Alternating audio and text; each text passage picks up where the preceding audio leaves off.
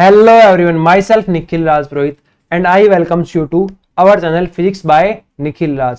ये जो वीडियो है ये होने वाली है last 1 month strategy for CSIR net JRF। UGC जो एनटीए तुम्हारा एग्जाम कराता है CSIR UGC नेट JRF का, उसका एग्जाम कैंसिल हुआ था, है ना, पोस्टपोन हुआ था। और उसके बाद उन्होंने उसकी नई डेट दी थी जो तुम्हारी होने वाली है 25 to 27 जुलाई, मतलब 25 से लेकर के 27 जुलाई के बीच में तुम्हारा जो CSIR नेट है इसका एग्जाम फिजिकल साइंस के लिए CBT मोड पे आयोजित किया जाएगा। अब बात करें लास्ट के 1 मंथ में आप क्या कर सकते हैं। वैसे तो सबका अलग अलग पैटर्न होता है पढ़ने का, सबकी अपनी अपनी स्ट्रेटजी होती है पढ़ने की, पर बिहाफ ऑन माय एक्सपीरियंस, मेरे एक्सपीरियंस के आधार पे मैं थोड़ा सा इसके ऊपर कुछ पॉइंट ऐड करना चाहूंगा जो शायद आपके लिए हेल्पफुल रहेंगे। इसके लिए मैंने कुछ पॉइंट नोट डाउन कर लिए हैं, तो मैं उनके अकॉर्डिंग तुम्हें धीरे धीरे बताता जाऊंगा। और इस वीडियो के लास्ट के अंदर हम थोड़ा सा ये भी बात कर लेंगे कि जो पेपर होगा तुम्हारा 25 से लेकर के 27 जुलाई के बीच में, वो पेपर भी तुम्हें थोड़ा सा किस तरीके से अटेम्प्ट करना चाहिए। तो स्टार्ट करते हैं। सबसे पहले देखो, इसके अंदर मैं थोड़ी सी बात करूं तो आप 25 डेज मान के चलते हैं, अप्रोक्सीमेट आपके पास 25 डेज है, ठीक है।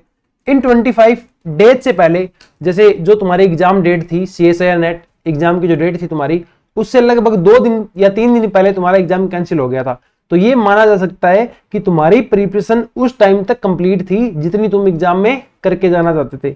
पर अब तुम्हें अगर 25 डेज एक्स्ट्रा मिले हैं तो इन चीजों को ना सोचते हुए कि पेपर आउट होते हैं नहीं होते, पेपर आउट हुआ होगा नहीं हुआ होगा, या फिर ये एग्जाम दोबारा से कैंसिल होगा, क्या इस एग्जाम में सिलेक्शन लेने के फेयर चांसेस हैं, इन सभी चीजों को, इन नेगेटिव चीजों को अपने दिमाग में ना लेके आए और लास्ट के 25 डेज को अच्छे तरीके से यूटिलाइज करें ताकि आप इसके अंदर एक अच्छी रैंक के साथ सिलेक्शन श्योर कर सकें। अब देखो, लास्ट के 1 महीने में या 25 दिन के अंदर हर स्टूडेंट सिर्फ इस तरीके से पढ़ता है कि उसका कॉन्फिडेंस इंक्रीज हो। कॉन्फिडेंस इंक्रीज मतलब कि जैसे आप पेपर के अंदर सिलेक्शन कितनी अच्छी तरीके से ले सकते हैं, कितने श्योर तरीके से अपना सिलेक्शन सिक्योर कर सकते हैं। अब इसके डिफरेंट तरीके हैं। कुछ स्टूडेंट क्या करते हैं, अपनी नोटबुक रिवाइज करते हैं, कुछ शॉर्ट नोट रिवाइज करते हैं, कुछ PYQ देखते हैं और कुछ अपने टेस्ट रिवाइज करते हैं। तो इन सभी चीजों को अपने डिस्कस करेंगे। तो देखो, आपको लास्ट के 25 डेज में करना क्या है, सिंपल सी बात है, रिवाइज करना है। रिवाइज के अंदर क्या क्या रिवाइज करना है आपको, थ्योरी में किसे बोल रहा हूं, फॉर्मूलाज को बोल रहा हूं। फॉर्मूलाज जो बेसिक थ्योरी होती है, बेसिक थ्योरी मतलब जब आपने CSIR नेट की कोचिंग स्टार्ट की थी, पढ़ना स्टार्ट किया था, तब आपने कंप्लीट थ्योरी पढ़ी थी। वो थ्योरी इस टाइम आपको कभी भी रिवाइज नहीं करनी होती। अगर मैं बोलता हूं थ्योरी तो उसका मतलब क्या है, फॉर्मूला। तो यहां पे आपको फॉर्मूला रिवाइज करने होते हैं प्लस क्वेश्चन रिवाइज करने होते हैं। ध्यान से सुनना, क्वेश्चन रिवाइज करने होते हैं, बहुत सारे क्वेश्चन प्रैक्टिस नहीं करने होते हैं। ऐसा नहीं कि आप बहुत बड़े बड़े क्वेश्चन इस टाइम लास्ट के 15 दिन में, 10 दिन में या 25 दिन में प्रैक्टिस कर रहे हो, इस चीज का आप ध्यान रखेंगे, ठीक है। और ये मानते हुए कि तुमने ऑलरेडी सिलेबस कंप्लीट कर दिया है, यहाँ पे 4 तरीके हो सकते हैं लास्ट के 25 डेज में रिवीजन करने का। लास्ट के 25 जो डेज है इनको मैं 2 भागों में बांटता हूं, 15 डेज, 15 डेज प्लस 10 डेज। इसमें से जो 15 डेज है ये तुम्हारा रहेगा मेजर रिवीजन। क्या रहेगा, मेजर रिवीजन। और लास्ट का जो 10 डेज होगा इसके अंदर तुम्हारा रहेगा क्विक रिवीजन। क्विक रिवीजन में क्या आ जाएगा, शॉर्ट नोट्स आ जाएंगे थोड़े बहुत, और 1 या 2 फुल लेंथ जो आपने टेस्ट दे रखे हैं उनका क्विक रिवीजन आ जाएगा, ठीक है। मतलब 10 दिन मानो या 5 दिन मानो, वो आप लोग अपने अपने हिसाब से एडजस्ट कर सकते हैं। अब देखो, रिवाइज करने के 4 तरीके हो सकते हैं। 15 दिन के अंदर तुम जो रिवीजन करने वाले हो, 15 डेज के अंदर तुम रिवीजन करने वाले हो, इसके अंदर 4 तरीके हो सकते हैं। पहला होता है कि आप क्या करो, फुल नोटबुक से रिवाइज करो। फुल नोटबुक रिवीजन, इसका मतलब क्या है कि जो आपके पास बड़ी बड़ी 9 सब्जेक्ट की नोटबुक है उसको आप फटाफट रिवाइज करो। हो सकता है आपको 2 से 3 दिन, या मतलब कह सकते हो किसी में 2 दिन लगेगा, बड़ा सब्जेक्ट है तो, छोटा सब्जेक्ट है तो 1 दिन लगेगा। इस तरीके से लगभग आप 15 दिन के अंदर फुल नोटबुक का रिवीजन कर देंगे। फुल नोटबुक के रिवीजन के अंदर आप क्या करेंगे, थ्योरी नहीं पढ़ेंगे। थ्योरी ना पढ़ के क्या करेंगे, जैसे मतलब सपोज दैट तुमने पहला पेज खोला और उसके अंदर सिर्फ फॉर्मूला देखा और उस फॉर्मूले पे बेस्ड क्वेश्चन, मतलब मान लो 5 से 7 क्वेश्चन है और 5 से 7 क्वेश्चन क्या है, सेम टू सेम है, ठीक है ना। तो उनमें से कोई भी एक देख लिया, या मतलब मान लो 10 क्वेश्चन है, 10 में से 8 तुम्हें बहुत ज्यादा इजी लगते हैं, तुम्हें पता है वो बहुत ज्यादा इजी है, तो उन्हें ना देख के जो 2 क्वेश्चन है उन्हें ही देखा। इस तरीके से आपको क्या करनी है, सारी की सारी नोटबुक क्या करनी है, रिवाइज करनी है। दूसरा तरीका ये हो सकता है कि आप शॉर्ट नोट रिवाइज करो बैठ के प्रॉपर 7 दिन तक, 7 दिन तक शॉर्ट नोट रिवाइज करो, और उसके साथ क्या देखो, पीवाईक्यूज देखो। ये मैं आपको 4 तरीके बता सकता हूँ कि किस तरीके से आपका लोग रिवीजन करते हैं। उसके बाद मैं अपना कंक्लूडेड एक तुम्हें तरीका बताऊंगा कि आपको इस तरीके से अगर आप रिवाइज करें तो आपके लिए और बेटर रहेगा। ठीक है, शॉर्ट नोट्स आप 7 दिन तक पढ़ें और उसके बाद पीवाईक्यू करें। क्या कर सकते हैं, क्या करते हैं लोग की शॉर्ट नोट रिवाइज करना है 7 दिन तक, कि आज क्वांटम पढ़ ली, क्वांटम के शॉर्ट नोट पढ़ लिए, कल मैथमेटिकल के और परसों ईडी के। इस तरीके से 7 दिन तक शॉर्ट नोट्स पढ़ते हैं और उसके बाद पीवाईक्यू रिवाइज करते हैं पेपर से पहले। और तीसरा तरीका हो सकता है कि आपने कोई टेस्ट सीरीज ले रखी हो तो उस टेस्ट सीरीज को प्रॉपर रिवाइज करना, प्लस अपने पीवाईक्यू रिवाइज करना, प्लस तुम कह सकते हो कि शॉर्ट नोट्स रिवाइज करना। और चौथा तरीका होता है मिक्स चलना। मिक्स मतलब आप इसके अंदर टेस्ट भी रिवाइज कर रहे हो, पीवाईक्यू भी रिवाइज कर रहे हो और शॉर्ट नोट्स भी रिवाइज कर रहे हो। ठीक है, अब मैं जाता हूं, ये तो हो गए 4 जनरल तरीके जिस तरीके से आप 15 दिनों के अंदर रिवाइज करते। ठीक है, मेरा ये मानना है कि आप इस तरीके से ही रिवीजन करते। अब मैं इसके अंदर ऐड करना चाहूंगा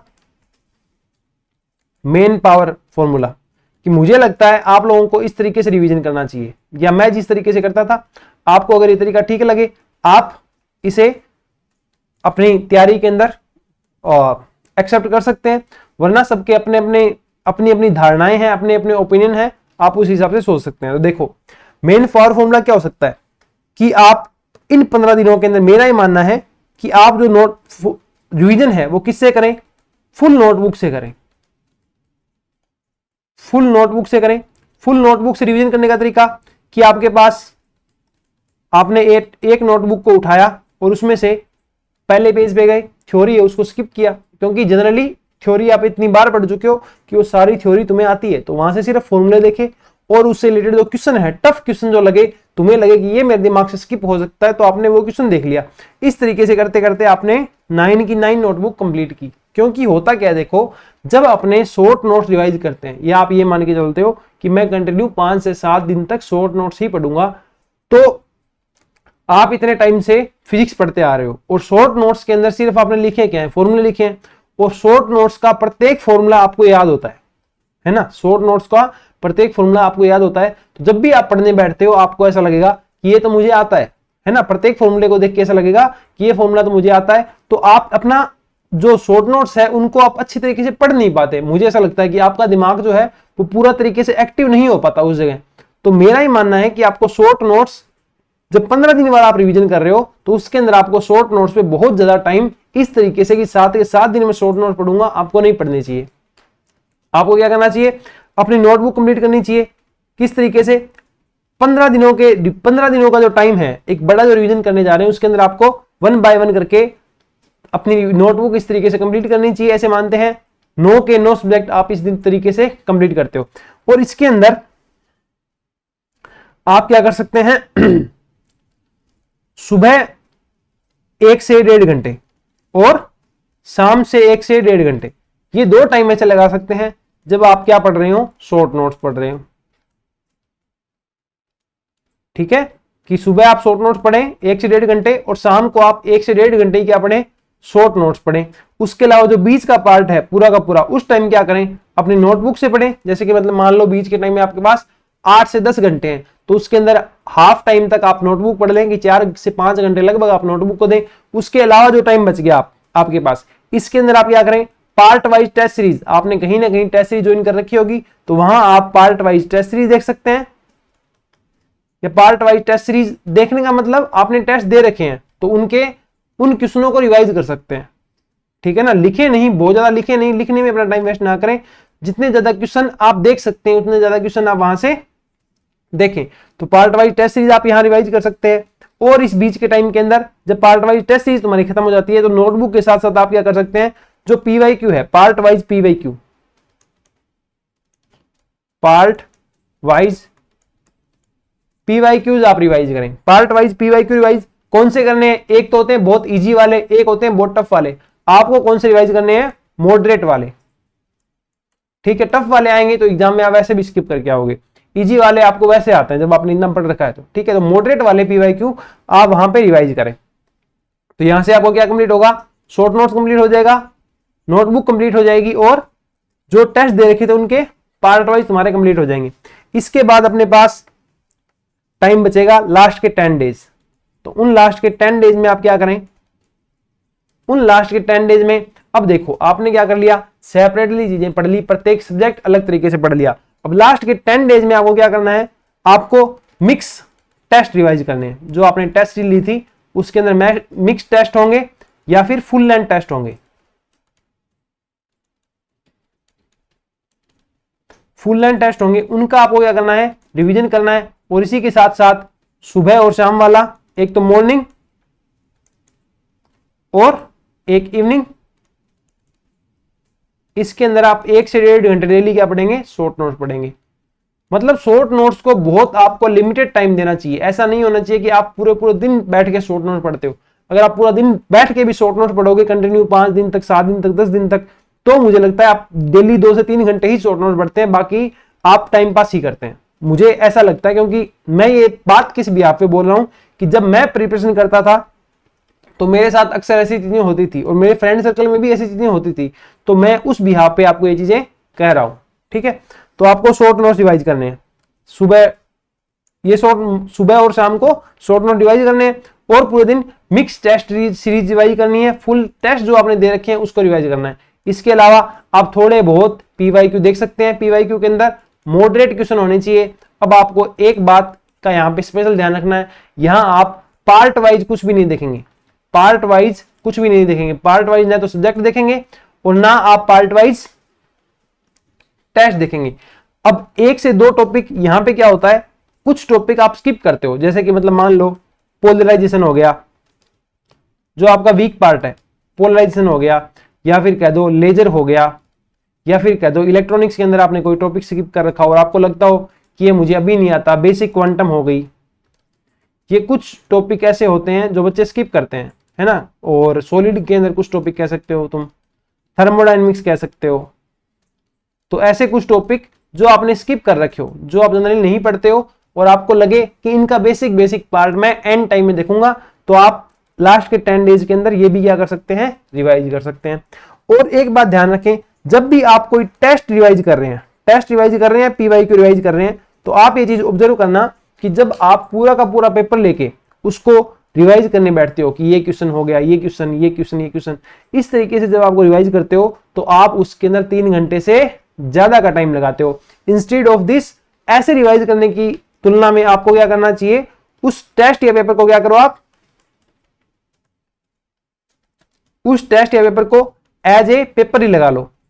पेपर लगाने का मतलब सॉल्यूशन को बंद कर लो और वो पेपर खोल लो, ठीक है। हल्का हल्का पेन चलाना है, उस पर पूरा सोल्व नहीं करना कि ये क्वेश्चन इस तरीके से हो जाएगा, ये क्वेश्चन इस तरीके से हो जाएगा, ये क्वेश्चन इस तरीके से हो जाएगा। जो नहीं हो रहा उस पर राउंड लगाते जाओ। तो इससे क्या होगा कि कम टाइम के अंदर आप उस पेपर को इफेक्टिवली रिवाइज कर पाओगे। कहने का मतलब समझिए, पहले आपको क्या करना है, उस पेपर के वो क्वेश्चन फास्टली हल्का हल्का पेन चला के उस पर सोल्व करने कि ये क्वेश्चन हो जाएगा, ये क्वेश्चन हो जाएगा, ये क्वेश्चन हो जाएगा। करने का मतलब कि आपके तरीका आ जाए दिमाग में, इस क्वेश्चन को मैं इस प्रोसेस से सोल्व करूंगा या इस प्रोसेस से सोल्व करूंगी। तो इस तरीके से आप फटाफट 2 घंटे में वो कीजिए, उसके बाद उसका सॉल्यूशन खोलिए और बचा हुआ 1 घंटा या 2 घंटा है उसके अंदर उसे रिवाइज कर दीजिए। इस तरीके से आप कम टाइम में 4 से 5 घंटे में एक फुल लेंथ पेपर या एक फुल लेंथ PYQ आराम से रिवाइज कर सकते हैं। अब देखिए, एक चीज मैं यहां पे और करना चाहूंगा कि जो जितना टाइम तुम्हारे पास है, जैसे कि तुम्हारे पास 25 डेज है, तो लगभग 25 डेज का 15% टाइम, 50% टाइम तुम्हें किसे देना है? पार्ट ए को देना है। किसको देना है? पार्ट ए को देना है, क्योंकि जो तुम्हारा फिजिक्स का पेपर होता है उसके अंदर पार्ट ए आता है 30 नंबर का, और तुम्हारी जनरल की जो कट ऑफ होती है JRF की, वो जाती है लगभग 90। ठीक है, तो इसमें मान लो तुम लगभग 20 या 15 नंबर लेके आते हो, तो ये इसका लगभग कितना पार्ट है? आराम से 15% पार्ट है। ठीक है, तो तुम्हें अपने दिन का 15% टाइम जो है वो किसको देना है? पार्ट ए को देना ही देना है। ठीक है ना। जैसे कि तुम्हारे पास 25 दिन है तो 25 का तुम 10% कितना हो गया, 25 का 2.5 दिन, तो लगभग 3 दिन तुम्हें 10 घंटे डेली पढ़ते हो तो लगभग 30 घंटे का टाइम तुम्हें क्या करना है, पार्ट ए को देना ही देना है। इसके अंदर तुम क्या कर सकते हो, पार्ट ए के पीवाईक्यू सोल्व कर सकते हो, आपने जनरल एप्टीट्यूड के कोई नोट्स बना रखे हैं आप वो भी रिवाइज कर सकते हो, पर पार्ट ए को स्किप करके नहीं जाना, ये सोच के नहीं जाना कि इतना इजी आएगा मैं एग्जाम में इसको सीधा सीधा टैकल कर लूंगा, ये आपको कभी भी सोच के नहीं जाना है। इसके अलावा हम बात करें तो थोड़ा सा मैं रिवाइज करूं, मैंने क्या क्या बताया। स्टार्ट के 15 डेज में आप रिवाइज किससे करेंगे, अपनी कॉपियां खोलें उनके फॉर्मूला और उनके अंदर जो क्वेश्चन कर रखे हैं उनको फटाफट रिवाइज करें। इसके साथ साथ पार्ट वाइज टेस्ट आपके पास होंगे, आप वो रिवाइज कर सकते हैं साथ साथ में, और दिन के इनिशियल भाग में और एंड पॉइंट के ऊपर आप शॉर्ट नोट रिवाइज कर सकते हैं।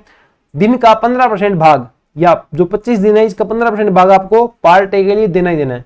लास्ट के 10 डेज जो बच गए इसके अंदर आप क्या करेंगे, मिक्स टेस्ट रिवाइज करेंगे। इनिशियल 15 डेज में आपने पार्ट वाइज सिस्टम से किया है, पहले ईडी पढ़ ली, फिर क्वांटम पढ़ ली, फिर थर्मो पढ़ ली, फिर न्यूक्लियर पढ़ ली, इस तरीके से चले। लास्ट के 10 डेज में आपको कभी भी पार्ट वाइज नहीं होना है, दिमाग को ये कभी भी नहीं लगना चाहिए क्वेश्चन देखते टाइम कि क्या ये क्वेश्चन इस पार्ट का है, नहीं, ये प्रत्येक दिमाग को मिक्सिंग देनी है, लास्ट के 10 डेज में कि कोई भी कहीं भी क्वेश्चन क्वांटम से आ रहा है, कहीं भी एमपी से आ रहा है, कहीं भी ईडी से आ रहा है, ताकि तुम्हारे दिमाग से वो डर निकल जाता है। क्योंकि दिमाग में क्या होता है, डर होता है कि मैंने ईडी पढ़ी है तो मुझे सिर्फ ईडी आती है, क्वांटम पढ़ी है तो मुझे सिर्फ क्वांटम आती है। तो आप क्या करें, लास्ट के 10 डेज के अंदर हमेशा मिक्स चीजें पढ़ें। मिक्स चीजें मतलब मिक्स टेस्ट लगा लिया, फुल लेंथ टेस्ट लगा लिया, मिक्स पीवाईक्यू देख लिया, इस तरीके से। शॉर्ट नोट्स भी पढ़े तो कभी ये मत करें कि एक दिन आप ईडी के शॉर्ट नोट पढ़ रहे हैं, नहीं, मिक्स पढ़े, ED plus MP plus quantum, ये 3 पढ़ लिए, फिर अगले दिन classical plus electronics plus solid, इस तरीके से आप पढ़ते जाएं। और एक जनरल फैक्ट जो निकल के आता है, काफी स्टूडेंट तैयारी करने वाले ऐसे कहते हैं कि सर हमेशा ये लगता है कि जैसे मतलब एक सब्जेक्ट पढ़ लिया तो अगले सब्जेक्ट पढ़ने के दौरान ऐसे लगता है कि पीछे वाला सब्जेक्ट याद ही नहीं है।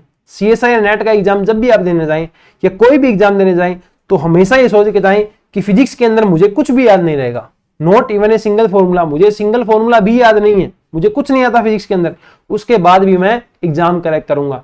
चाहे आप टेस्ट दे रहे हो, चाहे आप कोई एग्जाम दे रहे हो, तो आपका जो माइंडसेट है वो इस तरीके का होना चाहिए कि मुझे फिजिक्स में कुछ भी नहीं आता। रियलिटी भी तो यही है, फिजिक्स कितनी बड़ी है, किसे क्या आता है, कुछ भी नहीं आता। जो ये कहता है मुझे फिजिक्स आती है उसे भी कुछ नहीं आता, क्योंकि फिजिक्स इतनी बड़ी है। तो ये मान के जाएं फिजिक्स में मुझे कुछ नहीं आता फिर भी मैं एग्जाम क्रैक कर लूंगा। क्यों? क्योंकि आपके पास पहली बात तो सामने 4 ऑप्शन है, तो आप आराम से दिमाग लगा के कि कौन सा ऑप्शन सही होना चाहिए और कौन सा गलत होना चाहिए, या फिर ऑप्शन निकालना मतलब कि ऑप्शन ए नहीं होगा, बी नहीं होगा, सी नहीं होगा, इस तरीके से टैकल करके भी आराम से अपना क्वेश्चन सोल्व कर सकते हैं। और जो सीएसआई नेट है इसके अंदर जो नेगेटिव मार्किंग है 1/4 होती है। कितनी होती है? 1/4 होती है। बाकी जितने भी एग्जाम होते हैं, चाहे वो गेट का एग्जाम हो चाहे और कोई भी एग्जाम हो, वहां पे नेगेटिव मार्किंग 1/3 होती है। तो सीएसआई नेट के एग्जाम में नेगेटिव मार्किंग भी कम होती है। तो थोड़ा सा रिस्क लेना भी सीखें, और वो रिस्क लेना सिर्फ पेपर में रिस्क नहीं लेना है, वो रिस्क आपको कब लेना है? जब आप कोई पेपर अटेम्प्ट कर रहे हो वहां आपको वो रिस्क लेना है। ठीक है, ये तुम्हारा पेपर जो लास्ट का 1 मंथ रहेगा उसमें तैयारी करने का तरीका रहेगा। अब मैं थोड़ी सी बात कर लेता हूं टेस्ट या पेपर अटेम्प्ट करने की। और अब बात यह आती है कि क्या तुम इसे 1 महीने में टेस्ट लगा सकते हो? बिल्कुल लगा सकते हो। बस ये ध्यान रखना लास्ट के 4 डेज के अंदर कोई टेस्ट आपको नहीं लगाना है, कोई भी टेस्ट आप नहीं लगाएंगे। आप टेस्ट लगा सकते हैं शुरू के जो आपको 15 दिन बताए थे उसमें से, मतलब मान लो लगभग 15 दिन आप कौन सा लगा सकते हो? पार्ट वाइज टेस्ट लगाने चाहो तो पार्ट वाइज लगा सकते हो, रिवाइज कर सकते हो। और लास्ट के लगभग 4 दिन छोड़ देना, उसके अलावा जितना टाइम बच गया उसमें आप चाहो तो फुल लेंथ लगा सकते हो, या टाइम थोड़ा एडजस्ट कर दो, 10 दिन इसको कर दो, 10 दिन इसको कर दो, 10 दिन आप पार्ट वाइज टेस्ट लगा सकते हो और फुल लेंथ टेस्ट इधर लगा सकते हो। रिवीजन जो है आपका वो साइड के अंदर इसी तरीके से चलना चाहिए जैसे मैंने पहले अभी बताया। अब बात आती है टेस्ट अटेम्प्ट करना या पेपर अटेम्प्ट करना, इस चीज को किस तरीके से टैकल करें, कैसे आप पेपर अटेम्प्ट करना चाहिए और कैसे आपको अपने टेस्ट अटेम्प्ट करने चाहिए कि आपका मैक्स टू मैक्स आउटपुट वहां से निकल के आए। इस चीज के ऊपर अपने 5 मिनट का डिस्कशन और कर लेते हैं। तो देखो मैं एक फुल लेंथ टेस्ट के हिसाब से बताता हूं, बाकी आप इसको एडजस्ट कर लेंगे, है ना। तो देखो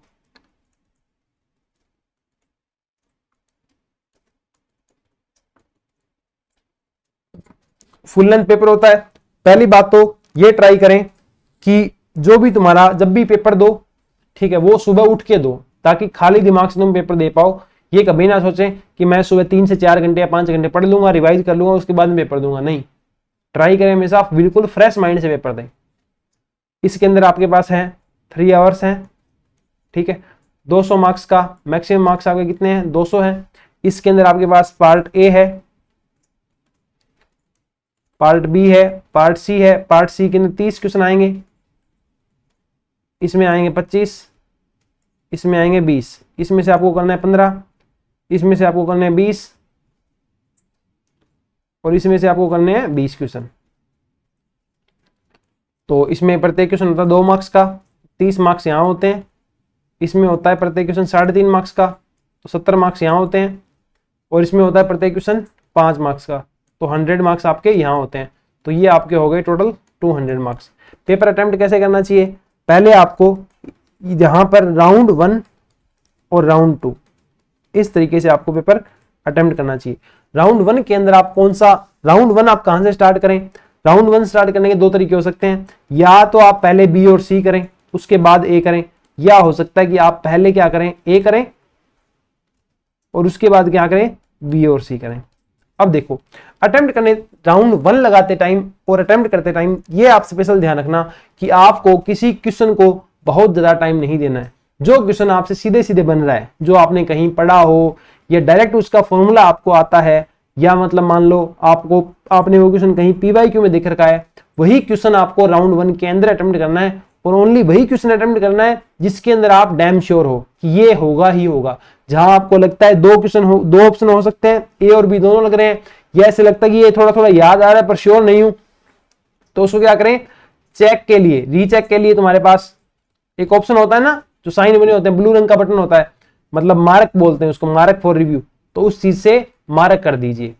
तो आपने क्या किया, पहले क्वेश्चन पे आप आए, सपोज दैट आपको बिल्कुल ही नहीं आता, तो उसको क्या कर दो, स्किप कर दो। दूसरे क्वेश्चन पे गए, 2 ऑप्शन लग रहे हैं, उसको क्या कर दो, मार्क फॉर रिव्यू कर दो। तीसरे क्वेश्चन पे गए, आपको आता है 1 सेकंड, अपने 10 सेकंड, 15 सेकंड, 20 सेकंड, हो सकता है 1 मिनट भी आपने ली और उस क्वेश्चन को सोल्व कर दिया, तो आगे बढ़े। ऐसे करते करते आपको पार्ट ए कंप्लीट करना है और उसके बाद पार्ट बी और सी में आना है। सेम स्ट्रेटजी से ए कंप्लीट होगा, इसी स्ट्रेटजी से बी और सी कंप्लीट होंगे। ध्यान रखें, आपको ये प्रक्रिया बहुत फास्ट करनी है। लगभग आपके पास 3 घंटे होते हैं, 3 घंटे मतलब 180 मिनट होते हैं पेपर के अंदर, ठीक है। तो मैं मान के चलता हूं लगभग 90 से 100 मिनट के अंदर आप क्या कर लेंगे, राउंड 1 लगा लेंगे। और जब आप राउंड 1 कंप्लीट करेंगे तो यहां आपको 15 क्वेश्चन करने थे, यहां आप लगभग 8 क्वेश्चन कर चुके होंगे। और यहां आपको 20 करने थे, यहां आप लगभग 10, और यहां आपको 20 करने थे, तो यहां भी आप लगभग 10 क्वेश्चन कर चुके होंगे। 10 ना मान के चलो तो मान लो 8 यहां कर दोगे, 8 यहां कर दोगे, 8 क्वेश्चन आपने यहां कर लिए। अब जब आप राउंड 2 पे आओगे, राउंड 2 पे जब आप आओगे तो आपको उन क्वेश्चन की तरफ नहीं जाना जो आपने स्किप कर रखे हैं, बिल्कुल स्किप कर रखे हैं कि ये क्वेश्चन मुझे आता ही नहीं। आपको कहां जाना है, जो मार्क फॉर रिव्यू है ना, उन क्वेश्चन के ऊपर जाना है। और जो आपके डबल ऑप्शन वाले क्वेश्चन थे, आपको लगता था ए है और बी है, जब भी आपको 2 ऑप्शन का लगे, ए हो सकता है और बी हो सकता है, उन क्वेश्चन के ऊपर रिस्क लेना ही लेना है। वो क्वेश्चन आपको करके आने हैं। जिसमें 3 लगता है कि ए भी हो सकता है, बी भी हो सकता है, सी भी हो सकता है, तो वो क्वेश्चन आपको बिल्कुल स्किप कर देने चाहिए। अपने दिमाग ऐसा कहे कि ए ऑप्शन होगा तो उससे पूछो क्या बी और सी हो सकता है, दिमाग कहता है बी और सी हो सकता है, तो वो क्वेश्चन आप मत करो, क्योंकि उसमें आप तुक्का लगा रहे हो। अगर दिमाग ऐसा कहता है यार सी तो होगा ही नहीं और डी नहीं होगा, ठीक है, तो ए और बी में से कोई होगा, तो आप ए और बी में से कोई भी एक कर सकते हैं, कोई दिक्कत नहीं है, ठीक है। तो राउंड 2 के अंदर क्या करेंगे, जो आपने मार्क फॉर रिव्यू में जितने भी डाले थे, डबल ऑप्शन वाले जितने भी थे, या आपने ऐसे डाले थे कि इस क्वेश्चन को मैं बाद में देखूंगा, मतलब जो मार्क किया था वो क्वेश्चन देखने हैं, ठीक है। इस तरीके से आपको अपना राउंड 2 स्पेंड करना है। और राउंड 2 आप स्पेंड करते करते लगभग 90-60 मिनट यहाँ पे लगा देंगे, तो इसके अंदर लगभग आपके 2.5 घंटे चले जाएंगे, ठीक है, 2.5 आवर चले जाएंगे। लास्ट की 30 मिनट के अंदर कोई क्वेश्चन बचे हो तो उनको आप देख सकते हैं। इस तरीके से पेपर अटेम्प्ट करने से क्या होगा कि कभी भी वो क्वेश्चन स्किप नहीं होंगे जो इजी है, जो मॉडरेट है, ठीक है। और राउंड 1 जो है ना, जो राउंड 1 आपका होता है, उसकी ट्रिक एक ही है, राउंड 1 में क्वेश्चन सही करने की, skip as much as you can, as much as you can. जितने ज्यादा क्वेश्चन आप स्किप कर सकते हो उतने ज्यादा क्वेश्चन आप स्किप करो, क्योंकि आपको सिर्फ राउंड 1 के अंदर इजी क्वेश्चन ही करने हैं, ठीक है, वो जो मॉडरेट वाले भी हैं, जो 2 ऑप्शन वाले भी हैं, उनको भी राउंड 2 के लिए छोड़ दें, और जो टफ क्वेश्चन है उसको आप अटेम्प्ट ना ही करें। तो मैं मान के चलता हूं राउंड 2 के अंदर भी लगभग आप यहां पे 5 क्वेश्चन आराम से यहां पे अटेम्प्ट कर सकते हैं। ठीक है, फाइनल जो अटेम्प्ट होगा लगभग यहां पे, ये कब है, जब पेपर कैसा है, मॉडरेट लेवल का है, लगभग यहां पे 5 क्वेश्चन अटेम्प्ट कर देंगे, और लगभग 5 क्वेश्चन आप यहां अटेम्प्ट कर देंगे, और लगभग 5 क्वेश्चन ये आप अटेम्प्ट यहां कर देंगे। तो ये आपका लगभग अटेम्प्ट बन जाएगा 13, 13 और 13 के ऊपर, लगभग इतना आप अटेम्प्ट करके पेपर में आराम से आ सकते हैं। ठीक है, यही तरीका होना चाहिए आपका कोई भी टेस्ट सीरीज अटेम्प्ट करते टाइम, और पेपर देते टाइम पूरा रिलैक्स होके जाएं। सिलेक्शन होगा नहीं होगा इस चीज पे ज्यादा ना सोचें, इतना सोचें मैंने जितना पढ़ा है मुझे उस पे अपना बेस्ट देना है, और मुझे कुछ भी याद नहीं है, और मैं पेपर में अपना बेस्ट दे के जाऊंगा, और पेपर से जितने मार्क्स मैं निचोड़ सकता हूं उतने मैं निचोड़ के जाऊंगा। घर पे जाके कभी भी ये नहीं सोचना पड़ेगा मुझे कि यार मेरे इस ज्यादा मार्क्स से आ सकते थे। बस इन चीजों का ध्यान रखें आप थोड़ा सा। अब मैं डू और डू नॉट की बात करूं, जो आपको लास्ट के 25 डेज में नहीं करनी है। पहली बात, आपका हथियार क्या रहेगा, रिवाइज क्वेश्चन। आप क्वेश्चन रिवाइज करें, क्योंकि क्वेश्चन आपको ज्यादा याद रहते हैं। ठीक है, instead of notes. Do not के अंदर थ्योरी नहीं पढ़नी। और क्या आ जाएगा इसके अंदर, लास्ट के 5 डेज के अंदर टेस्ट नहीं लगाने, लास्ट के 5 डेज के अंदर क्वेश्चन का डिस्कशन नहीं करना।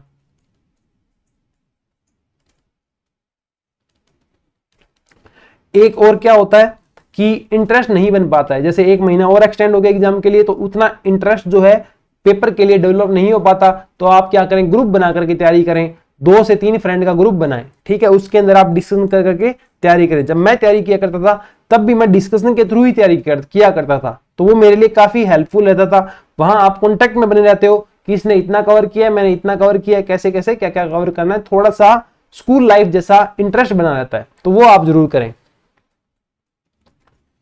और डू के अंदर और क्या जाएगा, जो टेस्ट सीरीज आपने दे रखी है उसका रिवीजन जरूर करें, उसको आप जरूर रिवाइज करें। ठीक है, ये आपके डू और डू नॉट आ जाएंगे। इस तरीके से आप कंप्लीट 25 डेज के अंदर एक अच्छी तैयारी कर सकते हैं। इस तरीके से पेपर अटेम्प्ट करने के बाद उसका एनालिसिस जरूर करें कि मेरे मार्क्स कितने आ सकते थे और मेरे मार्क्स कितने आए हैं। ठीक है ना, कि तुम्हारा मैक्सिमम मार्क्स तुम कितने ले सकते थे और तुमने मार्क्स कितने ऑब्टेंड किए हैं। ठीक है ना, कि जितने कितने आ सकते थे और कितने आए हैं। ये मार्जिन अगर 10% का रहता है तो कोई दिक्कत नहीं है, पर ये मार्जिन अगर तुम्हारा 20% का है, 30% का है, तो इसको तुम्हें इंप्रूव करके कहां लेके जाना है, लगभग 0 से 10% की तरफ लेके जाना है। तब तुम्हारा क्या होगा, श्योर जेआरएफ होगा। ठीक है, मेरे एक्सपीरियंस के बिहाफ के ऊपर मैंने तुम्हें इतनी सारी चीजें बताई है, इसमें से आप बहुत सारी चीजें अपनी तैयारी में ऐड कर सकते हैं, और उम्मीद करता हूं कि आने वाला जो जेआरएफ एग्जाम है उसके अंदर आप अच्छे से परफॉर्म करेंगे और जेआरएफ के अंदर एक बहुत अच्छी रैंक लेके आएंगे। ठीक है, तो मिलते हैं नेक्स्ट लेक्चर के अंदर। बने रहिए फिजिक्स बाय निखिल राज यूट्यूब चैनल के साथ। ठीक है, मिलते हैं नेक्स्ट लेक्चर में, बाय।